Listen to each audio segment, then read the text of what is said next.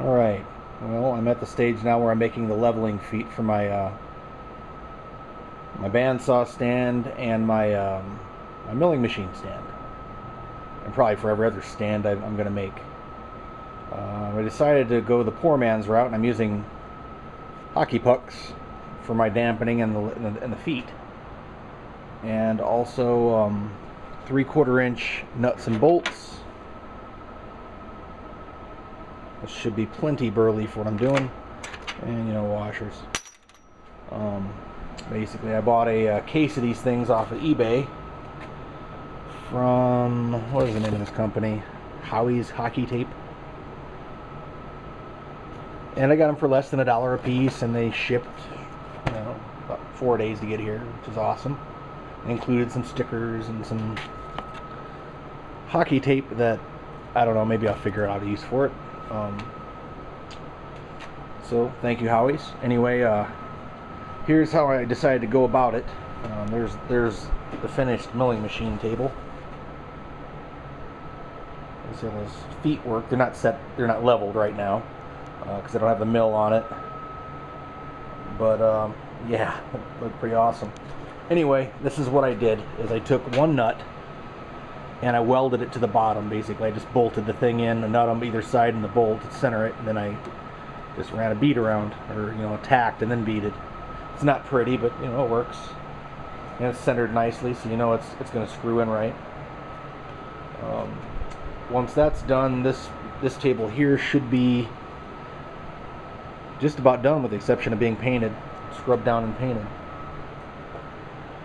So I'm gonna turn one really quick here, show you how I machine these things out, these hockey pucks. Let's see if I got you in frame properly. Okay, that should work out alright. Alright, I'm going to do this very quickly. So what I do first is I drill a 3/4 inch hole. And normally, yeah, this table's wobbly as hell because I got it on wheels. That's going to change soon too. Normally what I do is I step drill up, you know, I'll run a center drill in there and then step, you know, my drill bits up. But, well, this is rubber, and, you know, I just, for shits and giggles, I decided to try and just drill in the hole 3/4 inch, just balls out, just drill the hole. Well, this is how that works out.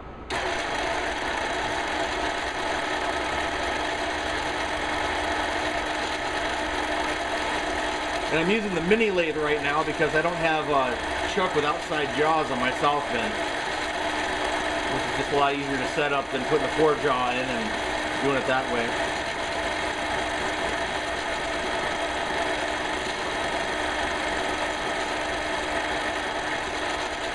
Look at that mess.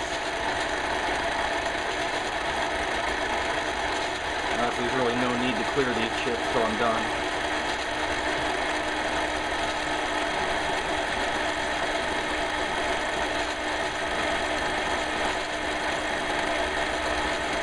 Yeah, these silver and Demings I got from Harbor Freight have been very useful. You know, for the 40 bucks I paid for them, I think they're worth every penny. They're not too tough to sharpen by hand either,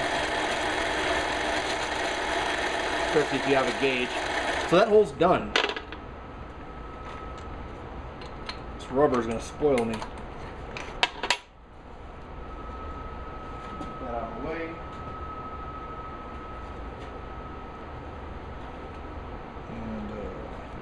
Way. One of these stray bolts here, and it fits nice and tight, you know. So now that that's done, what I have to do is bore out the depth of this plus a little bit, so it's got a bit of room to squish. I don't know. I countersink it though a little bit, so it never scrapes the pavement, you know. I don't know if I'm going to use this table for this lathe. It seems like it's a little bit flimsy. Alright. Let's say you're about there. Alright. So, I'm going to bring it in one full turn.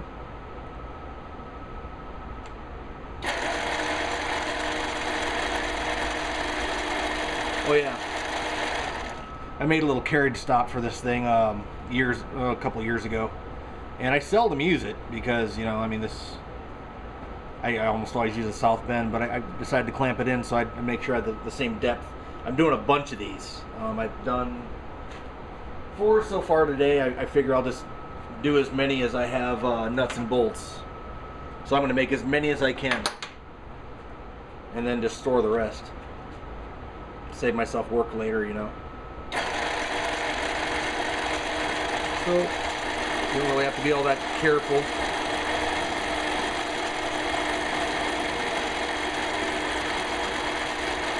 Done.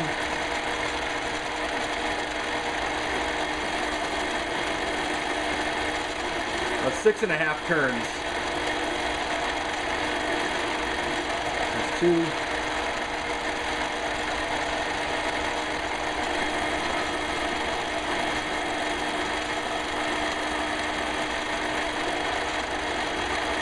That's 3.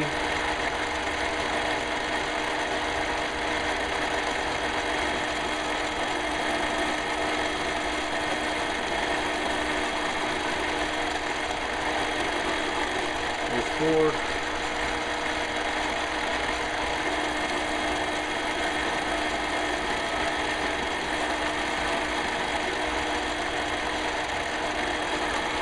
There's 5.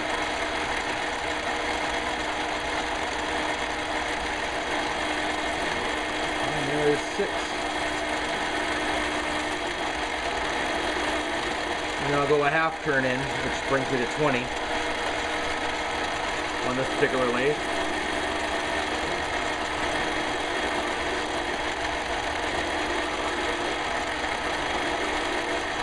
Alright.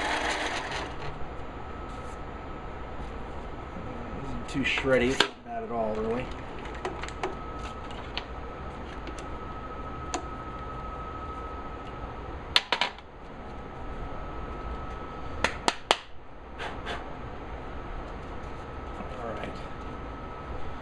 Quick assemble.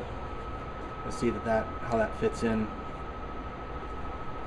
I don't know if you can see it very well. Let me get around where I can see the viewfinder. I really need to get a camera where I can actually see what I'm doing. But yeah, you see how that's countersunk a little. I don't know if that's enough yet or not, but I think it will be. If it isn't, I can always just take them off and do a little bit deeper. So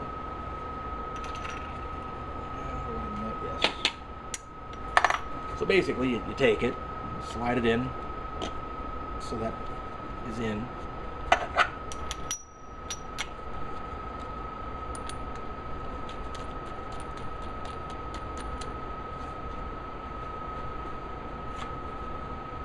Stick a socket.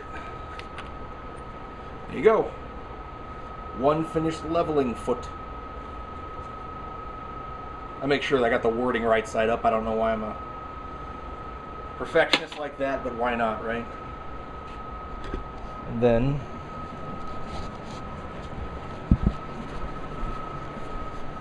oh,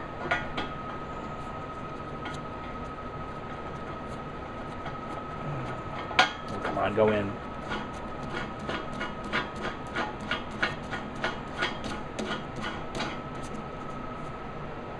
And then level as needed. Probably put a wrench on this. And that is the finished leveling foot. So there you go. If you guys are looking for a cheap solution, I'm sure there's other ones on eBay, and this is not my idea, of course, because I mean, if you did any research into this at all, you'd see tons of people doing this, but I didn't really see any videos where people were doing this specifically on how to make leveling feet out of a hockey puck. That's 3 inches in diameter, 3/4 inch bolt, about 2.5 inches long, and then just the standard nuts and washers. Got those at Menards. Hockey pucks off of eBay. Anyway, there you go. Hopefully this helps somebody out.